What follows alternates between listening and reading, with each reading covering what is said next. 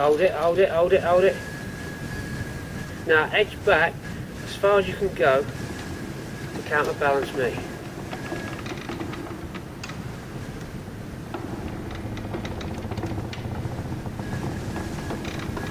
Don't no one get out the door either, we'll all go. Hold it, hold it, hold it, hold it, hold it.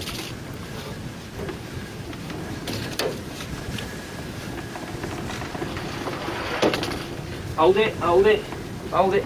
Get back. Get back. Now hold still. And don't nobody move. Don't move at all. Don't no one get out the door, we'll all go. Now, edge back as far as you can go to counterbalance me.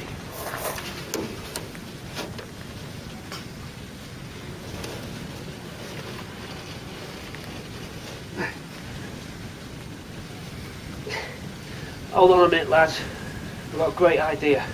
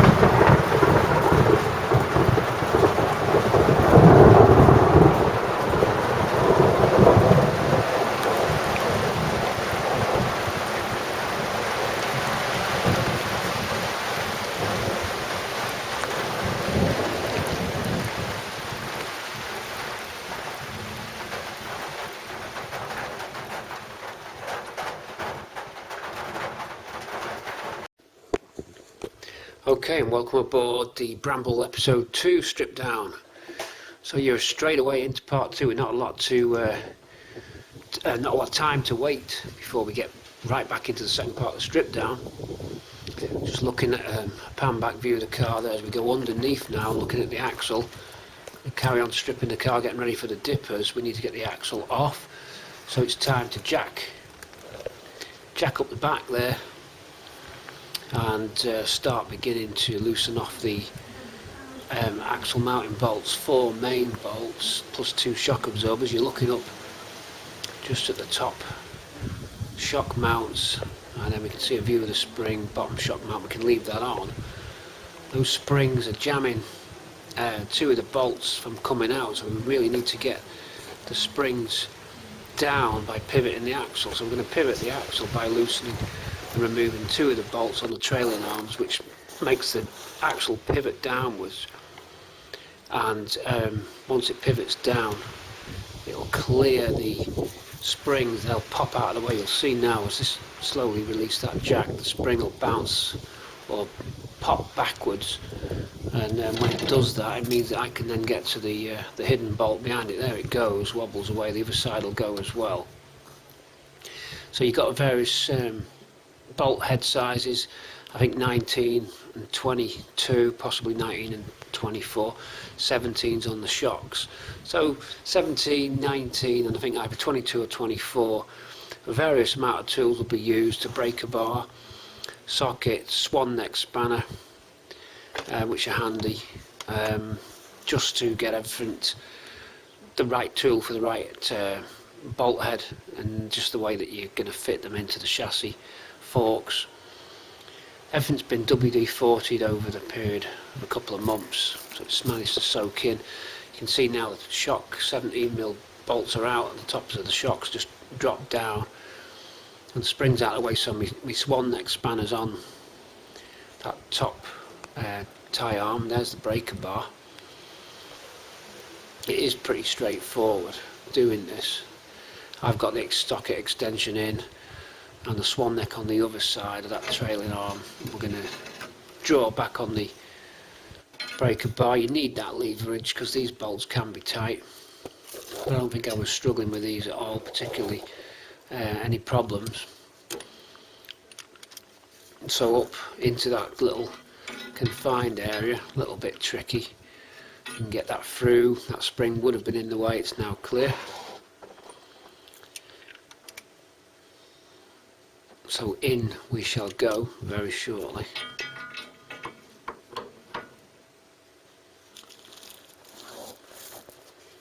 And click away. It was an advantage to power wash underneath the car, which I did, because it took all the flaky rust off and you get less stuff landing on your face. We're upside down doing this. It's wise to wear goggles, and I would say, rather than safety specs, goggles that wrap around, so like those plastic with the rubber edges on them, because the rust has a tendency to land on your face if you're upside down and get in the corner of your eye, and you're having to fish it out. Not as bad as angle grinding sparks where you can't fish them out, unless you're brave and you want to scratch your eyeball. I've been to the eye hospital maybe 3 times throughout the period of doing these cars. Less and less as you learn. You're just not invincible. Eyes and ears, the most delicate part of your body when you're doing stuff like this, at least. Of course, good quality axle stands. I've got 2-ton axle stands on it at the moment, and also some tyres at the back. You just don't want to risk that collapsing on you. So it's just a process really of getting the swinging arms off the axle. Say it's 4 main points that it links to the chassis, and then the 2 shocks.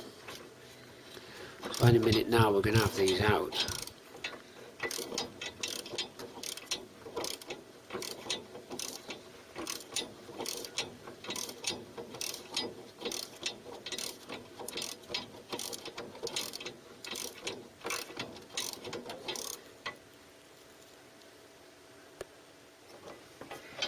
That swan neck spanner on the right has rotated and just jammed up against the chassis, so I don't really need to hold it.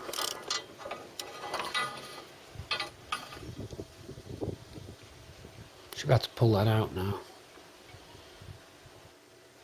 I think they're always clean, these bolts, even on rusty cars. It's surprising how the galvanising still holds up. So we're on the other one now. Gone in a bit closer with the socket straight on the end of the spanner, the wrench. Click away. You can see the trailing arm there, rusty brown colour. All savable. Little powder coat up good.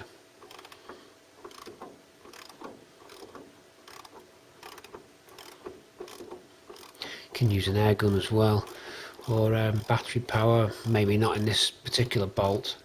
Some of them you can, but I always see it as calorie burning. Keeping fit. It's free exercise.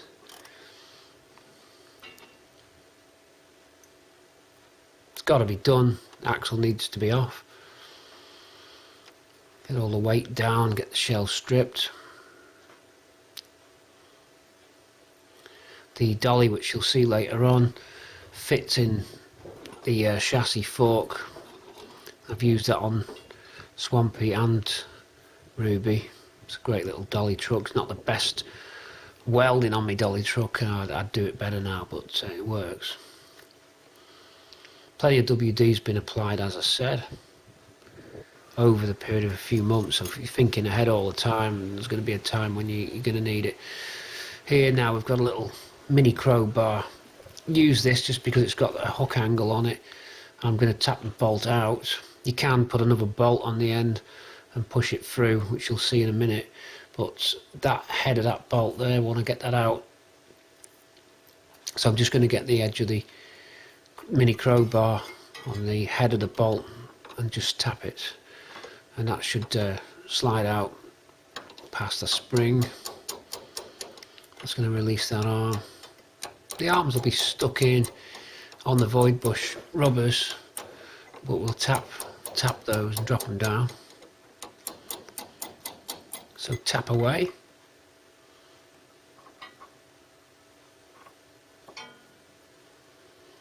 And that's that one. Clean shank on it, but into the parts tumbler that'll go. Same process, parts tumbler in, and then prepped up for zinc passivate in gold.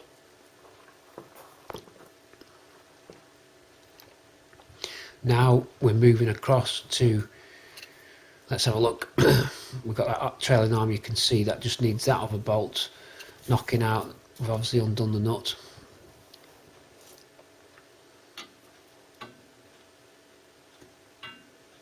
Same idea. Right on the end. I mean, handy to have all these little, you learn which tools you can't live without.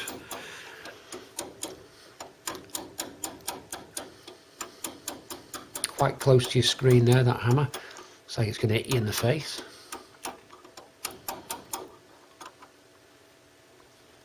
This technique may not work if they were really badly seized in.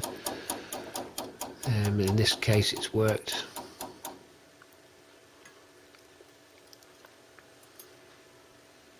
You can see that if that spring was in its cup, just where my hands are now, there's a cup built into the floor pan which the spring sits in on a rubber pad, and that would have been in the way. This is why we drop the top arms first and let the axle come down. We're now at the other end. This is the chassis fork. That's the position where the dolly fits. See the rot on that there. The common point there, the lowest part of the chassis run where the water sits. No drain hole, so it used to rot through. In fact, you can buy that part. It was an early part available from Veng. Veng Panels used to make it and overskin. That arm's now out. You'll see how we got the arm out. This side, it's another way you can do it, because you've got access by the back wheel to knock the bolt out that way. You see the orange overspray as well on the trailing arm. Multi-link axle. There's a proper technical term for the way that the axle's mounted to the car using this arrangement. Luckily, luckily nothing's seized there.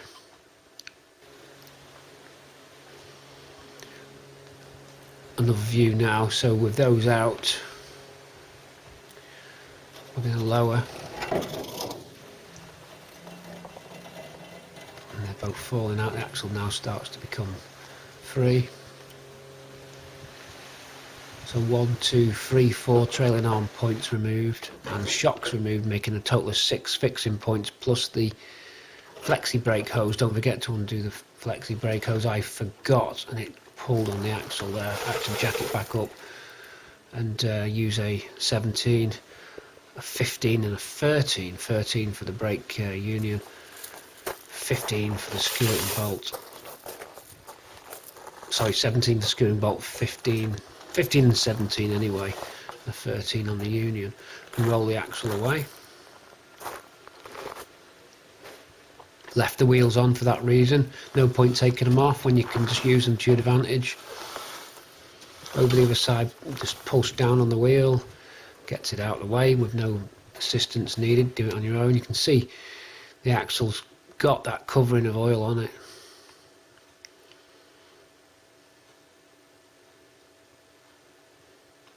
As I said earlier in part 1, it's not ideal working on gravel. You know, block paving, flagging, you're not too bad. But I can put boards down, and I have. You see the board there, just to the left. So, by the nature of the force of turning the wheel, it gives it a bit of gearing, and you can just manhandle it out of the way. So that gives us access to the petrol tank. The strap tank bolts, there's no way they were going to come undone. They're a 13mm bolt on a long 13mm bolt on a hook at the top, which hooks in. and they were just going to rip round. You could just tell I put a 30mm spanner on and it was just twisting it. It was going to damage the actual mount point, so rather than do that, I slice the straps. You can get new straps. Tank tends to sort of weld itself in position, or not weld itself, but sticks itself in position, so it needs a little bit of a shunt. Forget to take the filler cap there, so I'll just wobble it a little bit.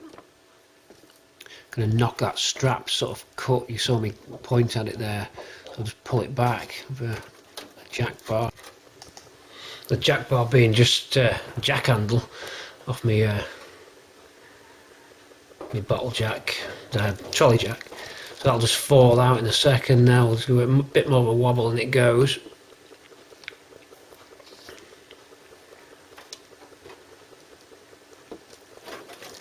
Watch it drop now. That's the end of the tank. So we're going to have a look at the tank. It's actually not in bad condition, the tank. There's no holes in the tank. It was never leaking anyway when I was running the car to the NEC. You see, in the early videos, we take the car as it was to the NEC as a kind of barn find thing. We actually had it running the car. The engine was actually driving. The car actually drove. There are videos of us driving the car about, if you look back on the earlier clips of Bramble. It was originally called Maisie because it was maize colour, but it's that name dropped because it wasn't a proper maize, and it's actually Silver Fox. It's a long story, but the videos are called Maisie, some of them are called Bramble. Sorry for the confusion. So underneath we can see a bit of rot now. Where the tank was, that's the inner rear lower valance panel. Hard to get hold of, very rare panel. This one's okay, but I'd rather put a new one in it. Tub itself's no good, wheel well's no good. You can see the securing bolts, never grab them. Petrol tank securing bolts. That's the fuel tank electrical connector for the fuel sender, and it's in very clean condition. They quite often heavily discolour and pull.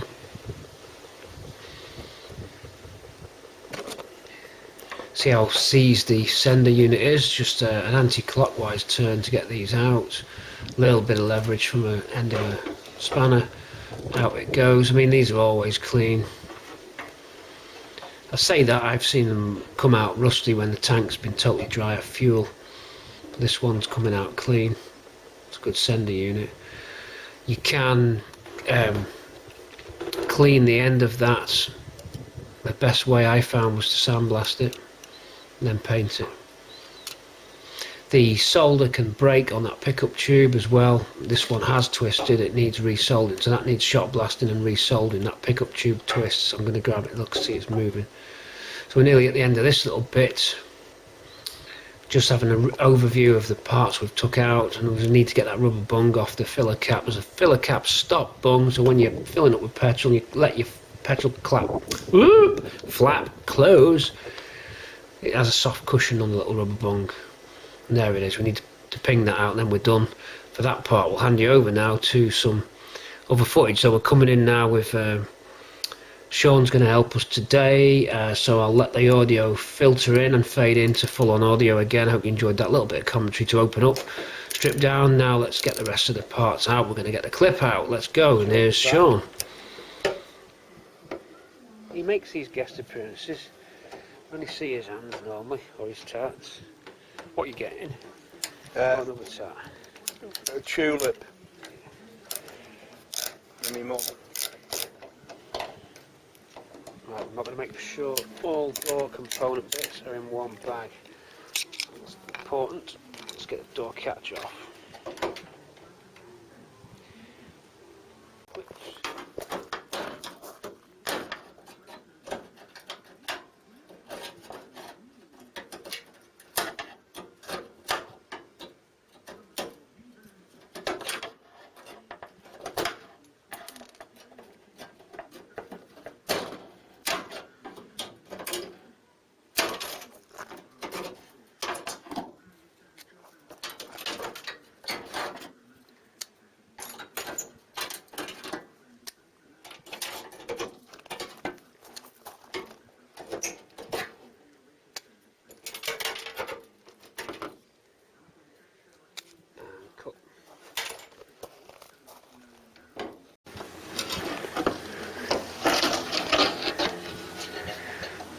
the one. Not tinted though. We like tinted glass, you know. Safe for that. Tell you what, look at this door where they normally rot at the top, how clean that is. Very good on this side. Yeah. Even the top of this, quite. Yeah, it is. Good door. I can't believe it hasn't rotted. It's like you at least get corrosion around the clip mount squares, like they sort of just rot with the clip when you knock the clip out. It's a bit of an affair, but good door. Strip the doors then. Continue part 2, Bramble strip down. 2 doors. 2 doors to strip down, some cables to release. And we're going to make sure we box all the parts from the doors in one separate bag. There's nothing worse. Indeed, Sean's got a bag and he's off already ahead of the game.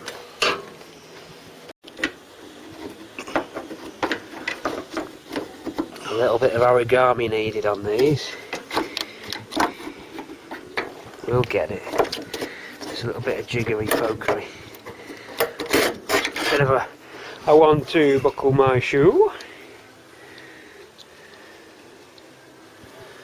Something old, something new, something borrowed, something blue.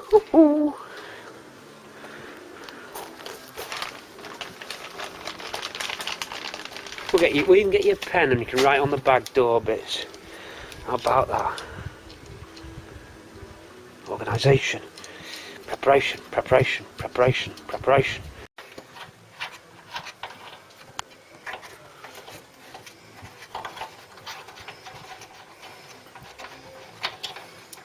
More good stuff in good condition. All your door stuff. 2 for you at the top. Easily done. This you support the door.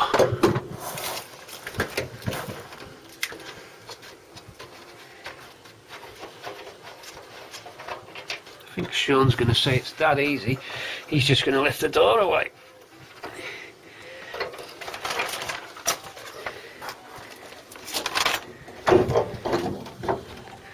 Oh yeah! A little bit of wobbling will be needed. Oh yeah! Stick it by that axle, huh? Garden boots there. Me door skin. Oh, it's on grass, you're alright. I wouldn't let you do that anywhere else except grass. Because the door skin dents. Okay. Let's do this side. There ain't no reason why not, boy.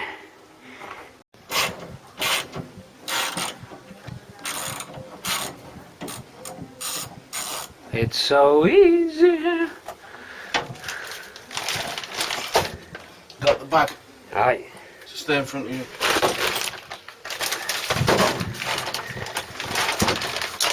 Get that magic marker out.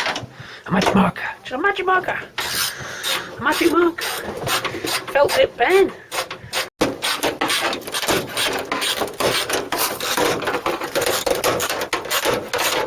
Hasta la vista, baby.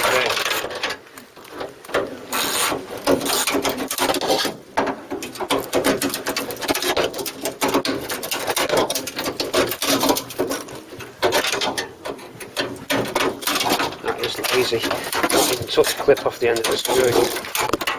It's lazy. Whoops. Okay, we put new clips on. Don't worry. Even though these aren't bad, but you get them so cheap. There's just no point. It's nice new clips we want.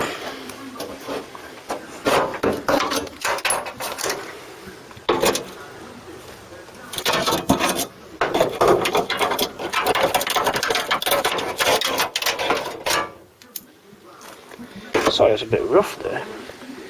All clips off. Yeah. Okie dokie. Everyone. Oh yeah. Okay.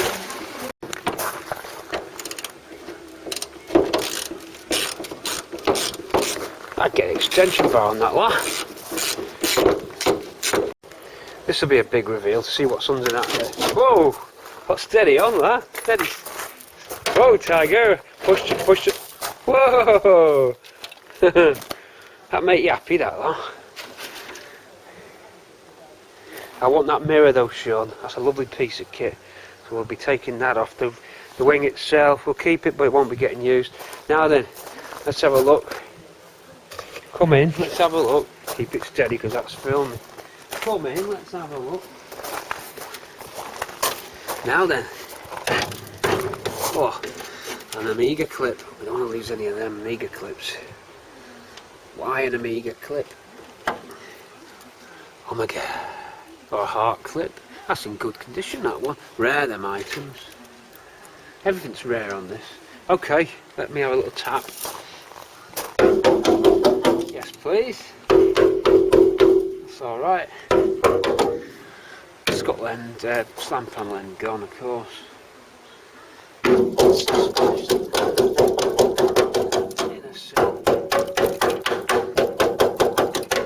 Plenty of peppering going on there. Now this is the important bit. Over here, sure.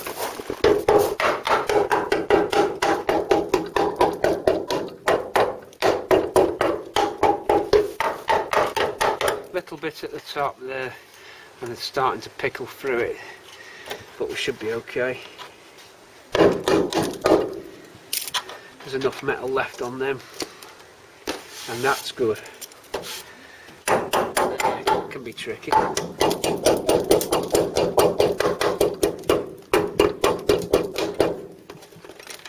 And surprisingly, miracles of miracles, where they're normally just punching straight through it.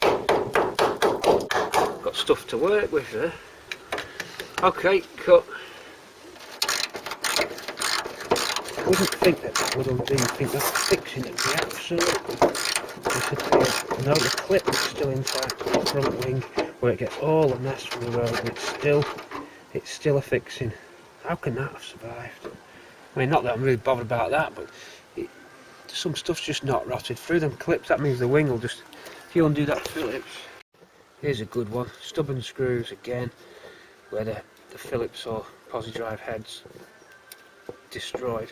Grip them with your super duper long noses. Get them out. Little tip for the top.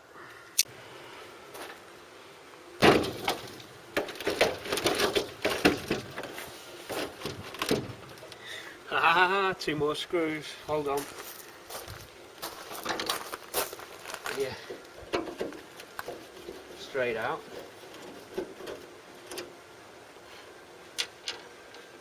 How could I forget? You ready? Yeah. Continuous take. One wing coming up.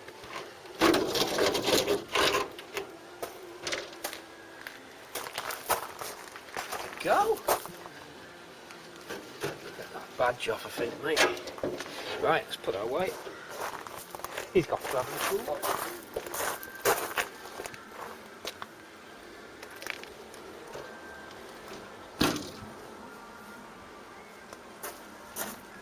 What we got? Damage report. Oh yeah, as you say, better this side. Through there. Just a little bit there.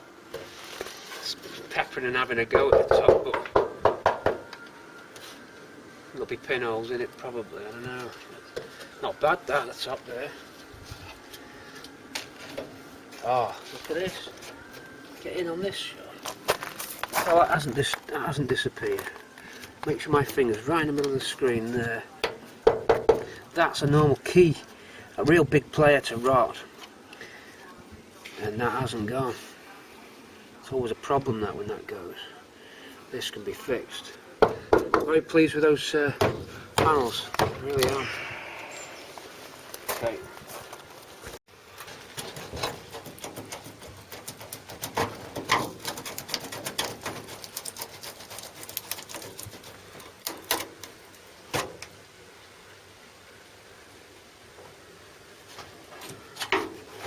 just loosen up the rubber. It's getting very hot in here. So take out all your windows. Just loosen up. Loosen up. And then feet. And then an assistant outside, our glamorous assistant outside.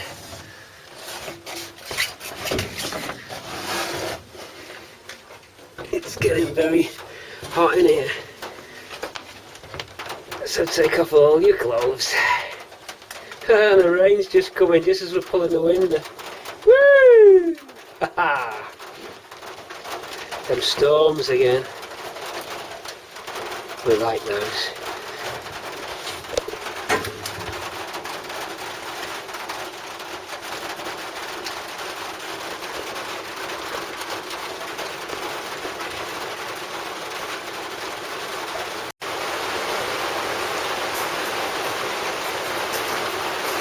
Woo! Ha!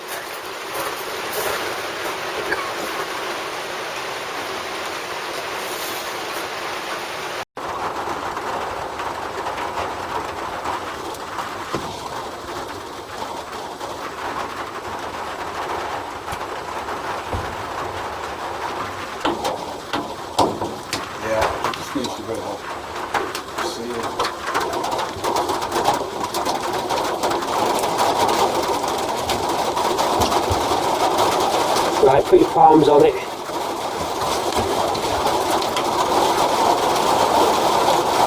What a time to take the window out.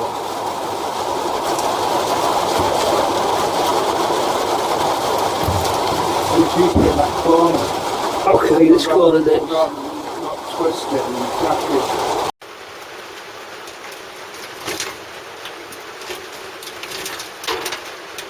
I'll help you with it because you could risk the trim.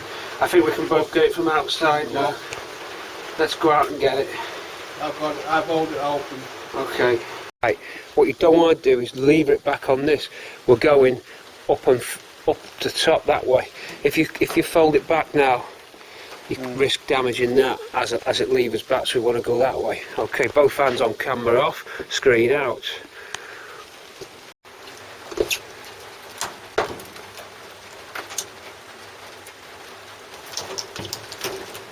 Not much on the top structure here.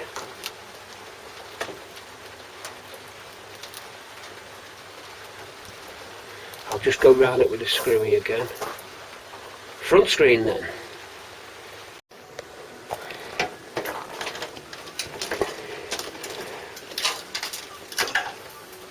Pause.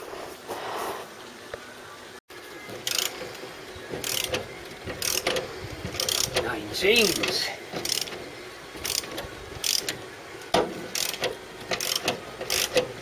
On the clip. Let's do this. Oh yeah. Well, oh yeah. No problem. You see, everything's been soaking for weeks in WD. Even these bolts which hold the front anti-roll bar bracket, it's all seized around the area. But on the old WD, pleased that you did. Of course, as we lose the socket inside the strut top there. Nice one. You Dumbo. Have to come up with a plan B. We need a 19 socket. We've lost it. It was all going too good. A 19 there. What worries me, Sean, is the bad corrosion here. And whether that bolt will undo, but we'll give it a try. That's it.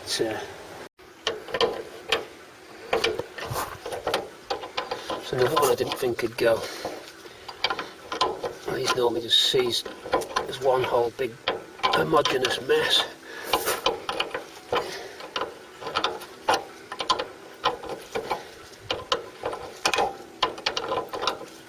But like I just said, spraying it every week with WD, just month after month, has made every bolt come out. Look at the battery tray, you know where that is. Slowly pan, slowly move really slow. And look at the battery tray full of them bolts that just knock straight out. You think they'd just be gone. You just break a bottom and they're off. And even this brake, talking about breaker bar, brake pipe now, 17 nuts and a spike washer just underneath it, the spike washer. You mustn't forget that that's always fitted to stop it vibrating loose on such parts as brakes. Put that back on the end of there for now. We'll be getting a new link brake pipe. Clip is completely free. Nothing to stop us lifting it off. This is almost the end of the shell strip down video, part 2, shown on the camera. All bolts out, brake connector disconnected, everything out. If the theory's right, it'll seesaw on the axle stands. And this should be, and this is not staged.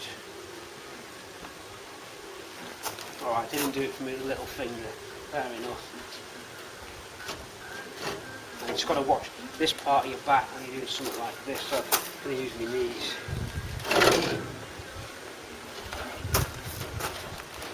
Oh yeah! Hey, exactly as we planned it. That's it. Calm down your wheel. Brake the seams down. Sorry, let that flow. Brake the seams down.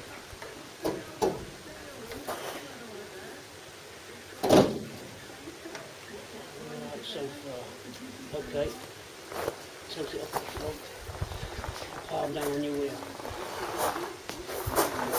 Bang the seams. Okay.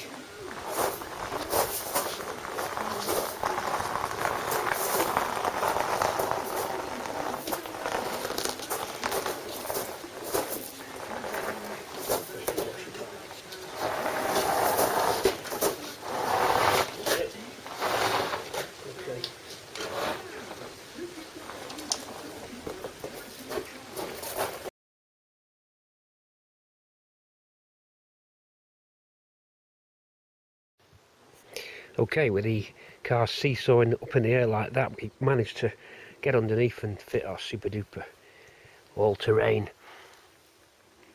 dolly. Our all-terrain dolly fits between those points I was telling you about when we took the axle off. And it's dual wheels, so we can go casters on concrete and then off-road gravel, grass. We got our wheelbarrow wheels.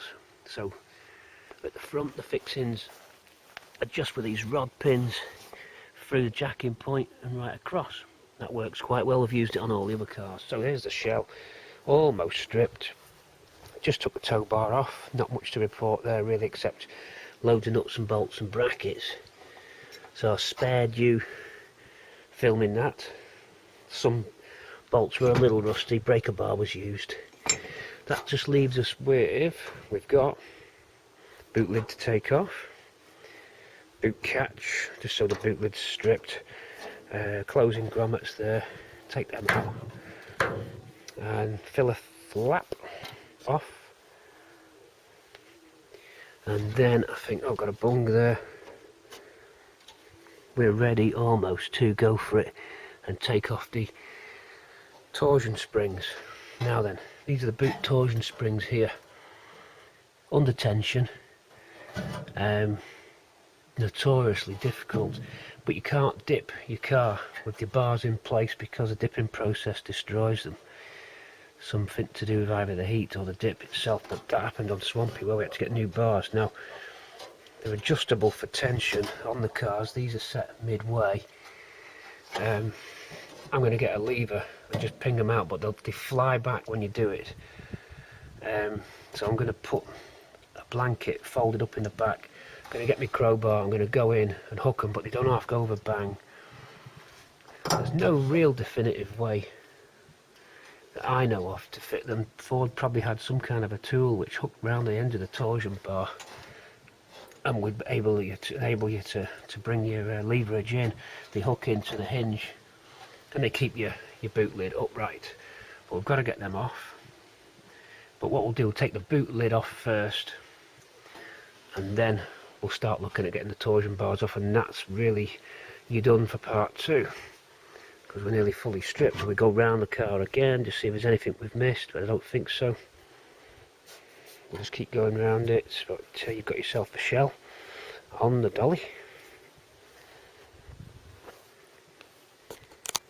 and there you have it. So Sean's gone off on his merry way, left me here, so we're working just on the grass today. Another sunny day. The weather just keeps being kind. A boot catch. Got that. We're nearly done. Okay, so 13, socket on here, boot lid off, catch off, and then we really are stripped down then and closing the video. Okay, so off I go.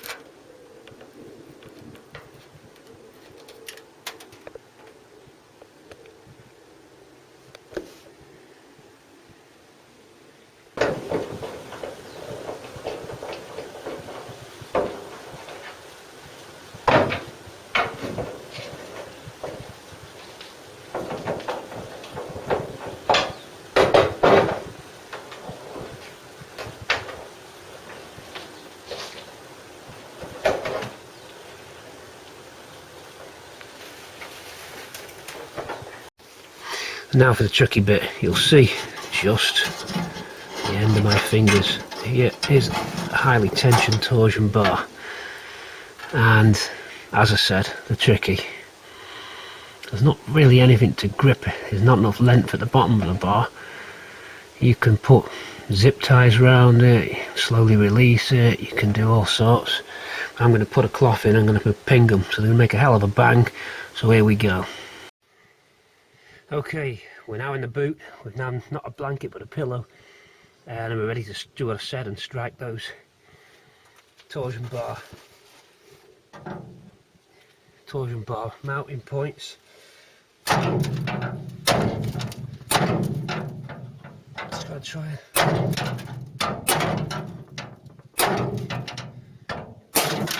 Oof, that's it. I just don't like doing them. If you strike them from the inside like that, you don't put any force on the actual structure here. You just basically sending them off that way, then they flip back. Pillow out, which is now burst. Whoops, that was a good pillow, that. Whoa. Okay, careful with that. And now you'll see wobbling around torsion bar itself, which we can get out of the car. There's a little clip here. I'm going to now move you, staying on this continuous this little nice little plastic clip. Whoa, there you go. Ain't that a honey? So we look after that. Got our bars. Recover them out of the car because, as I said, they don't like being dipped. And that, I think, gives us everything other than the filler flap. I hate saying two double F words, filler flap. Some screws around the inside here to get, and that's it. Okay, so that's the boot release, a boot hinge kit, all done and removed. Best to take these off if it's getting dipped, because if you leave nuts and bolts together, when you dip the car it fuses them up. You can leave just a bolt exposed, but don't put the nuts on them. But for my case with these hinges, sprung hinges, I'm just taking completely off. So sprung hinges, and there's those torsion bars there. So that's more stuff off the car. I've just spotted I've got to do the boot catch too. Keeping on going.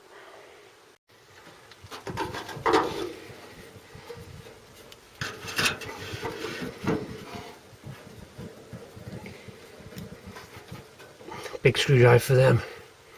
Well, you won't be getting them off. I use the spanner on that as well. It's a little bit tight, these. Fuel filler cap. Special bolts with rubber sealers on them. Look, mustn't forget that. Easily forgotten. So filler cap, skewering bolts are special. Look. Okay. And there's our knackered cap to give away as a freebie. Patreons for that. Anyone want it?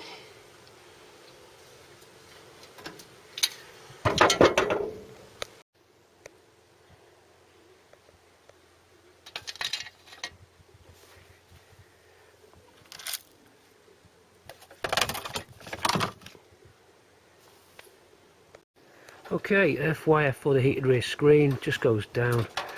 Climb inside the car with a Phillips screwdriver and undo that earth wire.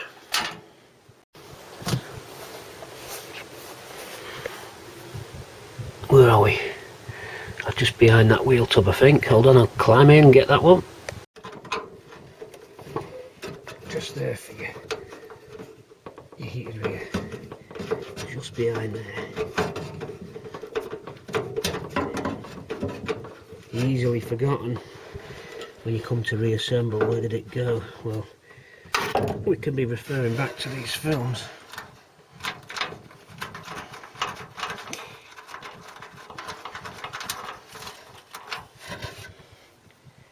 Lift drawer out. Very simple operation really. So just pretty standard self-tapping screw, and that includes most of the bits, I believe. Let's have one last look at our part code now. It's a bit lighter. So what you're looking at here is the new quarter that was fitted when this car was accident damaged in its life. The code for a rear wing. Now, because that's going to get vaporized, I'm going to take it off. It's part of the history of the car. If they dip it, you'll lose this sticker. So this is a nice little piece of memorabilia. Should be able to get it. I could always get that hot egg on. Oh, it's gonna. Oh, sugar. It's breaking. It's breaking, guys. It's breaking. It's because I'm holding the lens for you. Oh, your scene's a load of rubbish. That's a bit better, isn't it? So, a piece of memorabilia which we'll keep to remind us.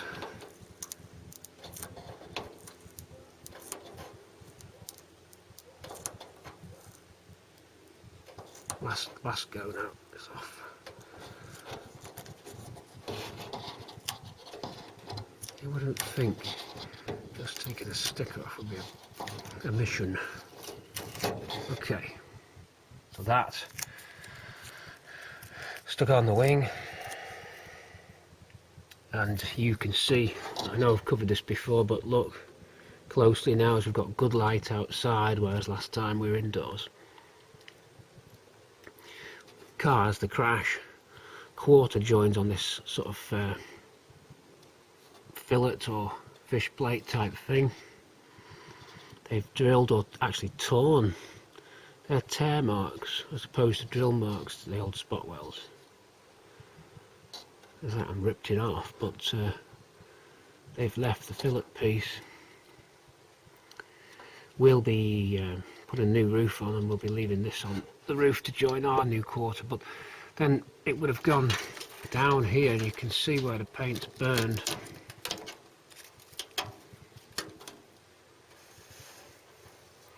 And indeed, evidence of MIG welds on the edge of the lips. There's one there. There's one there. Can you get that? Hold on. You can see the MIG repair. So, that's how it was done. The car was fixed. If you look at this side, you'll see very nice spot welds.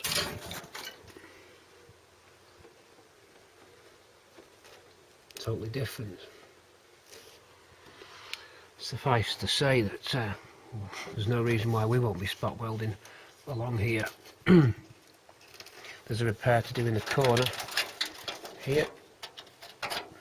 Got plenty of metal. Luckily the accident doesn't look like the accident damaged this part of the roof, so there's no sign of accident damage down here, so we wonder exactly what hit it. Looking around to see if we can get any clues. The tubs aren't damaged. It wasn't a heavy crash, but it certainly had the new quarter fitted. So we'll soon be sending the shell away. Step back in this afternoon sunshine. Let me move our skate out of the car. Sorry for the shaky camera work there. So you get a bit of a different light today from the previous videos, because it's just the doors are off and it's very much stripped back, so it gives us a chance now to take a few last minute looks at the shell before it was dipped, just allowing the camera to pick up the light level there so it doesn't overexpose or underexpose. So you can see, I think it would be beneficial to remove the roof spar, because otherwise when it comes back I'll never get that bolt out. That's indeed if it'll come out now, it may not. That's the early roof spar, but even though you might not have a centre roof light, your car was a K, it still might not have a centre roof light. Well, you might find the hole is still there because they used up the rest of the spars until they're all gone. Obviously, when that centre roof light went, you got your front one fitted. So that's the bracket for the front. And there's the centre roof light spar. If you feel on your headline, you might feel a hole there where that is, and there's nothing in it. Others have a solid piece panel fitted later on. So that's the score with the car on a nice peaceful afternoon. The garden's gone quiet.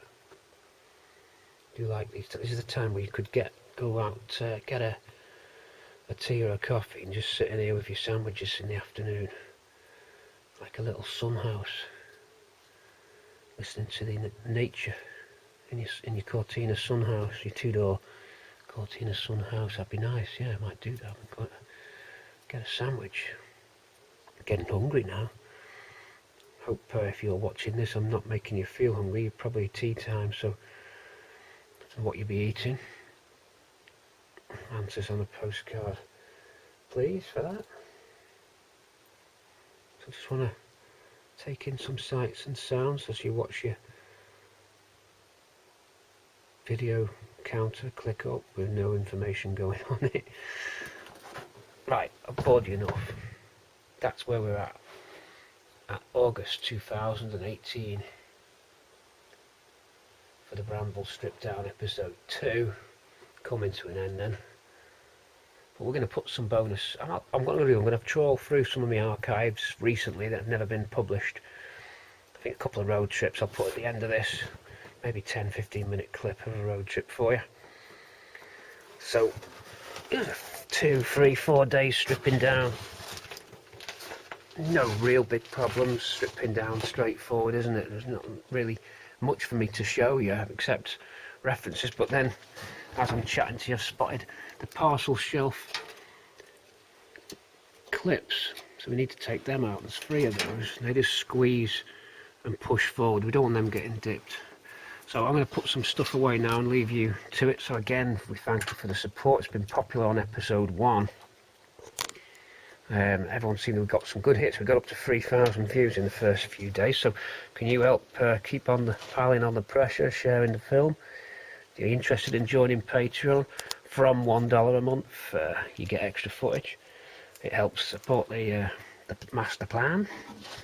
Patreon.com/Cortina, and you'll find us there. There's chit chat, a bit of a gathering of the hardcore fans. So far it's really good. Shouts out to everybody on there. So I'm going to wrap it and leave you with some wide angle shots in the garden of the car all cleaned up and ready to go, and then we'll leave you to it and we'll see you in part 3. Thank you for watching. Again, the usual: subscribe, comments on the bottom, all the usual stuff we always ask. Everyone on YouTube does the same thing: subscribe, comment, blah blah. It's gotta be done. Okay, and don't let me forget that bracket. See ya.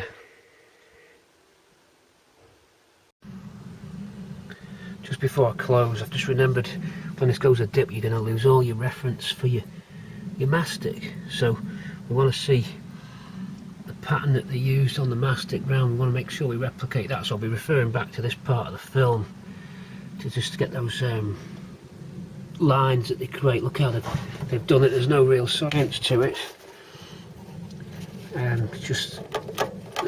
just brushed on, but we like to copy that.